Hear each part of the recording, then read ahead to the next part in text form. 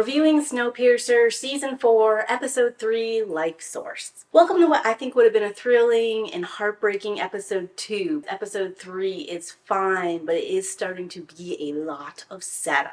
Since we spent so much of Episode 2 on the train, coming back into New Eden and facing Layton's raw anger, trauma, and emotion here feels a little disjointed and jarring to me. It makes sense, but it just took my brain a minute to switch back over to what was going on here. And I want you guys to imagine for a moment that we didn't have Episode 2. We just ended Episode 1 with Liana stolen from New Eden and Audrey passed out, and then jumped right over into Episode 3, going back on the train to talk to Ben until would have been a lot more engaging and thrilling because we wouldn't have had any idea what was going on or why it was going on. And there would have been a lot more active processing and information delivery going on in those scenes, as well as making the connection between Layton's rage and his plotting and stuff more streamlined than it is right now. I really do prefer that we jump back and forth between New Eden and Snowpiercer, combine those two storylines into one episode. I think it's done pretty well here in Episode 3. I'm excited to see where we go moving forward when we have a third location to bounce between. But let's dive right into those characters, starting with those who remain in New Eden. We've got Javi, and I'm really enjoying his presence here on the show. I'm sort of sad we're not gonna get him in the engineering seat for Big Alice, but it makes sense because we do need some conflicting priorities on Big Alice, and Alex will set that in motion, where Javi's always been really loyal and dependable. And I'm a little bit happy that Javi's staying in New Eden because I feel like he's safer, and that man has been through a lot. He deserves a little bit of a happy ending and a moment to be confident and respected. I love his scene where he's talking to Layton and he says, "I know you're not a bully, and I know you're not gonna hurt me." In that moment, there had been so much palpable tension, anger, threat from Layton against everyone around them. And to hear Javi come up and articulate the fact that he knows no matter how big and bad Layton's being, they have a connection and a friendship that's worth more than that to him. And he's doing this out of friendship, not out of fear or antagonization. Wonderful character work. Really love to see it on screen. Haven't mentioned it till now, but Sykes is here running AgSec for New Eden. And I love that she takes Layton down so easily because historically Layton's been a really good fighter and it's taken a lot to bring him down and keep him down. But Sykes is also a trained fighter with a lot of determination and drive. And I'm sort of predicting that her being left behind with Roach and Oz is sort of setting them up to have to defend New Eden against the international peacekeepers while Layton and the others are away from Big Alice. And this is us reminding the audience that Sykes does have that fighting background. She's skilled and capable of taking down men much larger than she is very easily. And of course they leave Roach here in New Eden. Again, I'm happy that he gets to be with his wife and kid, defending a home that he's proud to be in. He's really fair and even-handed. When Ruth just wanted to make a unilateral decision about Big Alice, he suggested she put it to the vote, which I think is great, because he's now in the leadership role, so he'll continue to maintain democracy and open lines of communication when the rest of the team is gone. And I really love the line he gives where he says, "As a father, I can't live with myself if I keep someone from going after their kid." I think it sort of sums up the general feeling of New Eden, and it also speaks to the community atmosphere, what it means to be a parent in New Eden and in this new frozen world. So moving into our new third location, Big Alice, Layton is of course on the train kind of spearheading the mission. I love that we get a little hint of the detective Layton where he goes to look at Hedwood's stuff, realizes that her husband's shoes, all her things are gone, which means that this attack was planned. I do think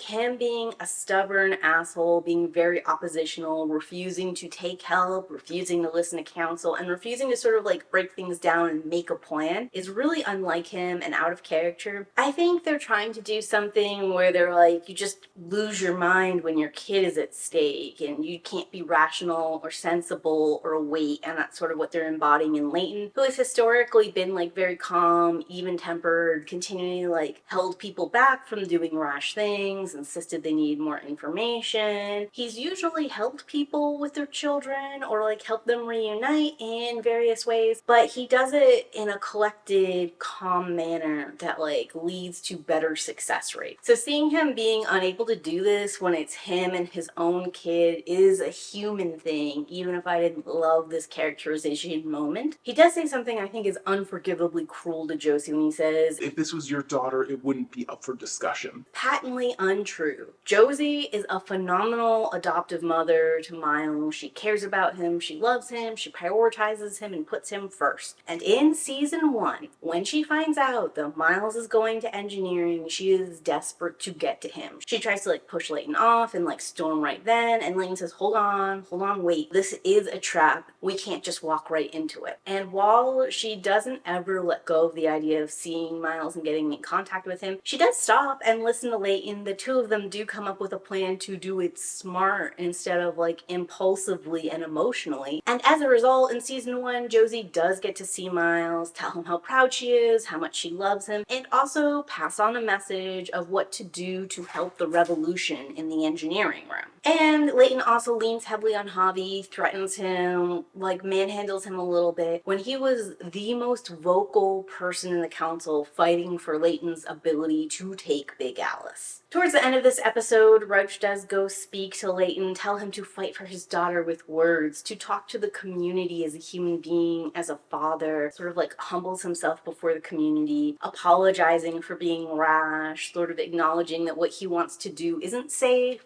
or fair or right. It's just a thing he has to do as a father, and he's coming as a father and not as like a leader in the revolution or a pillar in the community. And I think the fact that the community votes for Layton and chooses to go after Liana sort of highlights the bonds and relationships they've all made over the past many years on the train together. It showcases this new way of doing things where they come together and support one another, even when they're not confident they have what it takes to do that. Moving into Josie, I like that her and Layton have it out a little later in the episode. She yells at him, reminds him that she is also Liana's adopted mother, that she was the last person with Zara. The last thing Zara asked her to do was to take care of Liana. She feels a duty and a stewardship beyond just her bond of love and connection, beyond her relationship with Layton, to this girl. And I think that's the first thing that like breaks through to Layton, that he's not really alone in this. There are other people who love and care for Liana as much as him and want to fight as hard as he does for her. But also I think it signifies a potential rift between Josie and Layton moving forward in the rest of the season, because I don't know that Josie actually accepts Layton's apology. She is willing to ride with him, to work together to get to Liana, but I'm not confident that she's going to be trusting his judgment or just going with his rulings. I think there's going to be some tension and some bucking and disagreement about what to do and how to do it to make their goal happen. Bringing us to Ruth. I respect so much for holding the line and doing what she thinks is best for the people who elected her, and not just what she thinks she needs to do for the sake of her friends or her relationship. And even though she thinks she is doing the will of the people and acting in their best interest, when Roach approaches her and says that they need to hold a vote, it needs to definitively be the majority of people who say yes or no about the Big Alice thing. And she doesn't want to do that. She still listens to Roach and ultimately decides that this is the only course forward. And I like too that even when she loses the vote, she's not angry at Layton about it. She's like, I'm happy as your friend and sad and concerned as a member of the community. I also think it's great that she goes with Layton onto Big Alice, because it starts like this split about the people on Big Alice. Layton, the tail, most of the volunteers are all about getting Liana back at any cost. And Ruth wants that as a friend and as a human being, but at the same time, her priority is going to have to be keeping the 3-week deadline to returning Big Alice to the community and making sure the community survives. And then, of course, Alex comes with them. I haven't really cared for Alex's characterization in these first couple episodes of the season. I'm finding her like a throwback to a cross between like season 1 Melanie and Wilfred. Just like cold, cunning, cutthroat, ruthless, not really caring about other people around her or situations, being like smart but obsessive and driven about one thing and one thing only, and not acknowledging the rest of whatever's happening and how that might impact her and what she's doing. Which, to be fair to her, she is examining the limits of the warm bubble they're in, and she's concerned that that bubble is like contracting instead of expanding, or that possibly the bubble will pop and all of them will die. There's some kind of pressure when you get to the end of the bubble that causes people and animals to bleed out, as discovered by her dove, and also something she's been experiencing with her multiple nosebleeds. What I think is most interesting about this whole little subplot right now is only Alex and Javi know about it. So nobody else knows that Alex is there to do research. They probably won't know about her research plans or goals, and she's probably going to make decisions that seem crazy or wild or just out of pocket to everybody else, and against like both the Liana subplot and the New Eden subplot. And lastly, the whole tale comes with Leighton to get Liana back. They're all one tail standing together with Leighton on this mission, which brings us back to Snowpiercer, starting with Till. She tells the Admiral she'd rather live in the hotbox than work under him. I just love that spirit, that attitude, the pluck and fight that Till brings to everything she does. Her like sense of suspicion, her loyalty to the train, to the passengers, and I'm just rooting for her and hoping that she perseveres. Unfortunately, her main partner in crime right now is Ben. The Ben hate is very real for me. He's still stuck on the idea that like he's indispensable in some way because he's an engineer, that he can take risks, that he can trust other higher up people like the scientist Nima, or potentially that he can like trick the Admiral. Basically, he thinks he's immune from consequences and that the higher up people will side with him and treat him well, which I think is like a leftover remnant from him spending so long in second class and also him being like Melanie's boyfriend. But in this particular situation, it's very unrealistic and naive, and I think it puts both him and Till in trouble, and also makes me question whether or not Till's gonna have to do this revolution thing alone this time. And then if we talk about the international peacekeepers, we find out that Admiral was not always the Admiral, which means either some kind of disaster happened and he was like the highest ranking survivor, or that he staged a coup. I think they're implying that he staged a coup because that's like more nefarious. It also implies that like the men around him are more loyal to him. It makes him more cutthroat and dangerous. And we have to ask like why he staged that coup, like what disagreement was happening, or was he just power hungry? There's more to explore if that's how it went down. Although I suppose it would also be interesting if he just ended up there as the highest ranking survivor for some reason and he's just struggling and doing everything he can to keep the mission on track. And maybe that's also why he's so iron-willed, steadfast to the plan, doesn't care about other people, because they could all die in a minute and leave him with nothing. So he has to make the most of the resources he has now and like push the mission forward at all costs, because survival of the whole is more important than any one individual or person in front of them now. We also have Nima in this episode. He continues to be very nervous, which makes me wonder what's happened to the rest of the scientists that these people have captured, but it also kind of makes him like not helpful story-wise. So moving into specific scenes, camera shake is real in this season, and it makes me a little sick to my stomach to watch the show. It's so up and down and volatile. I had thought originally that it was just like a way to differentiate New Eden from Snowpiercer, but on Snowpiercer this episode there was a lot of up and down bouncy camera too. So I just think it's a new stylistic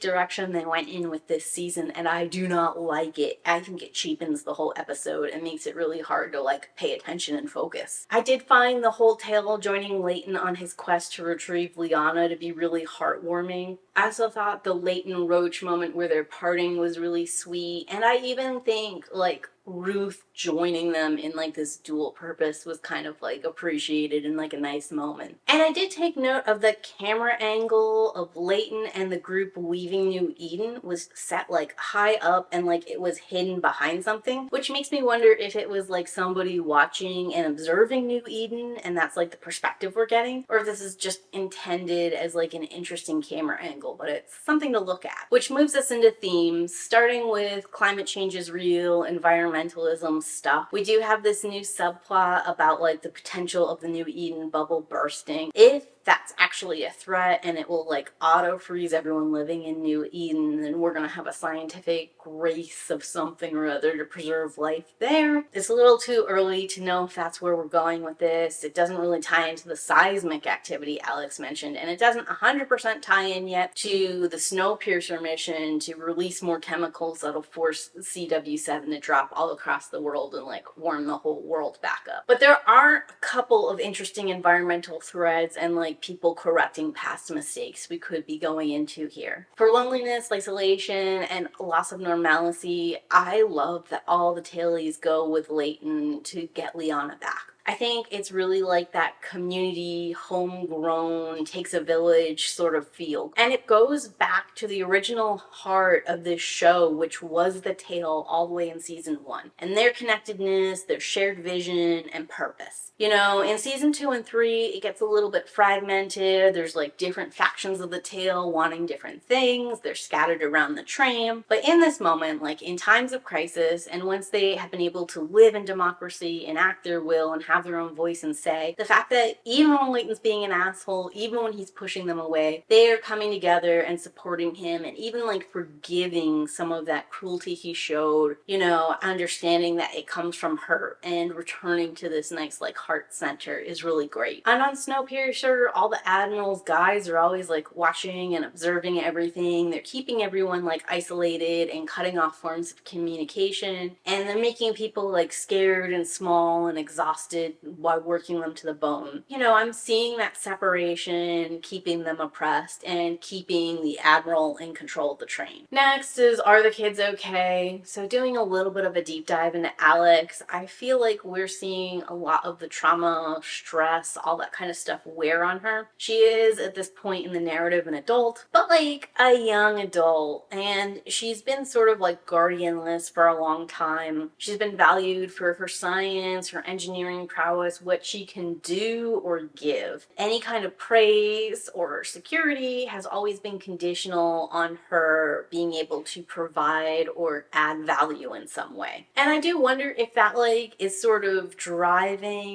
the way she's reacting to this potential climate change, the idea that all this could go away tomorrow, and like her general lack of care about, you know, not being with her mother, not really having any strong family figures around her, rejecting community and friendship. I do think she hasn't done well communicating her concerns to the relevant authorities. Good for her, she finally said something to Hobby. She almost kind of had to because she was like dissecting the dove right there in front of him. But like if she had spoken to more than just Hobby and it had been a whole council conversation, we might have had more resources going to doing the science. There might be New Eden people like going out and doing random tests or knowing how to continue the study from here. And it might also like better inform what's going to happen on Big Alice, where they're going to go, all that kind of stuff. Next is going to be resistance is never useless. I do think we get to see a little bit of that here in this episode because Ben and Till attempt to capture the Admiral with what they thought was deadly chemicals. It turns out it was only like some sleeping gas or whatever, and they don't succeed in capturing him or even capturing Nima. And they both end up in hot boxes and punishment for like their attempt. They like ratchet up the danger for everyone coming in on Big Atlas to intercept Snowpiercer, but they do get to learn a little bit more about why the Admiral is acting the way he is and what his fears and concerns are going forward with the train. Next is going to be Wilfred's train as a fortress to class, and I think we're actually going to get an interesting ultimate face-off between a dictator who uses like torture, fear, pain as heavy suppressants to keep everyone in line, and a single leader who's chosen by democratic vote and a strong community base that cares and backs him. Because the Admiral is, you know, acting in that way, and Leighton is acting in that way, even though he had a moment of my way or the highway. He didn't actually succeed in hijacking a train or going it alone or going against the will of the people. He did eventually submit to democracy, and he was supported when he made that choice. So it's kind of like continually reinforcing that democracy is the way to go, that people will stand by with you, that you have community and hope and help. And this is going to be sort of like the ultimate battle, not only that people will do the right thing by you if you do the right thing by them, that they care about you and will support each other, but that in a battle, when it comes down to it, they're also going to be better soldiers, more skilled tacticians, and more likely to help you win a war than the dictator over here with the people who are just terrified out of their mind of him and weakened through hunger and long hours. You know, we'll have to see if that's where it goes. It certainly doesn't leave any room in this narrative for Wilfred, and I feel like he probably has to come back in some way, shape, or form in this final season. But as things are set in these first 3 episodes, I feel like that is the face-off. That's the ultimate goal of Snowpiercer, is to talk about class, talk about how we're better off without that class structure or deconstructing it in some way, shape, or form. And in this particular episode, we get a little bit of the means justify the ends sort of talk, positioning the Admiral as the new Wilfred, and his particular goal is to quote-unquote save the Earth, and he's willing to complete this mission at all costs. And we don't really know what's at stake with his mission. We don't even 100% understand the mission as he envisions it. So I'm asking, like, is there a reason he's rushing so much? Is there like a deadline or something going on? How does taking Lyanna play into all of this? But as it stands at present, it seems like his decision to forego niceties, to use force and a show of strength to get what he desires, has been really like counterproductive for him in a lot of ways. Like, if he had approached Melanie, told her that he was going to commandeer the train so she could meet Nima and they could actually, like, heal the Earth, Melanie probably would have agreed to everything, and she wouldn't have had to, like, kill a bunch of guys, and they wouldn't have had to threaten, like, 100 people on the train, and they wouldn't have had, like, a standoff facing a gun. Like, everything would have just been way more streamlined. And likewise, if they needed Lyanna for some reason, I feel like there is a world where approaching New Eden and, like, getting the medical history of Lyanna, potentially taking some blood from her, it could have all happened willingly. I even see a world where Zara finds like moving to the bunker with Lyanna preferable, because they could be offering Lyanna like better medical, more education, a safer work environment. Like, there's a whole bunch of things the bunker could be offering that might even get Lyanna and maybe a couple other people to go there, maybe a couple people from there come to New Eden. Or even like worst case scenario, they could just like set up an outpost by New Eden, do like some trade stuff, do some researchy things, share information and resources, and potentially like learn something from the doctor about how she did her cold work with Lyanna that they could apply elsewhere. And if they had done this approach like this and it had all worked out, then they wouldn't be like dodging Big Alice and an angry Leighton, and they wouldn't have to be dealing with all these potential new incoming threats. It could have just been smooth, easy sailing. And certainly, like, they could have done this gentle diplomatic approach, and if they'd been refused, they could have still stolen Lyanna and gone about it the hard way. I guess I just need more information about whether or not this is an ends justify the means kind of scenario, or if this is like the Admiral is aggressive and comically villainous and does things the hard way just because he likes to cause pain and suffering, and he believes like he's the fittest and is going to endure to the end where other people will fall short. But that's going to be everything, I think, about Snowpiercer Season 4, Episode 3. I really liked this one. I thought it was a fun return to form. We got a lot of great character work. There's a lot of fun, like, implications about, like,